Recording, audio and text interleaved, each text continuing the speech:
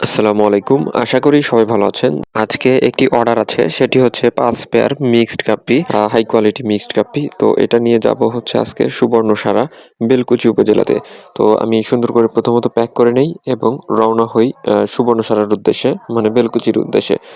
প্রথমত আমি হচ্ছে আমাদের বাজার স্টেশনে আসি এবং এখানেই দেখতে পাই বেলকুচির সিএনজি দাঁড়িয়ে আছে এবং এখান থেকে সরাসরি বেলকুচিতে যায় এবং বেলকুচিতে যে ভাড়া এবং সুবর্ণসারারও সেই ভাড়া। তো বেলকুচির আগেই হচ্ছে সুবর্ণসারা পড়ে। তো আমি সিএনজিতে উঠে মাত্র ৳৫০ ভাড়া নিয়েছে বাজার স্টেশন থেকে।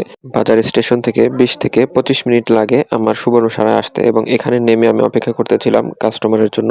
এখানে এসে কাস্টমারকে আমি প্রথমত ৩ বার কল দেই কিন্তু ধরে না। তারপরের বারে কলে ধরেছে এবং আমি একটু ঘাবড়ে গিয়েছিলাম যে এতবার কল দেওয়ার পরে ধরছিল না। তারপরে হচ্ছে উনি এসেছে এবং এসে আমার থেকে মাছ রিসিভ করেছে।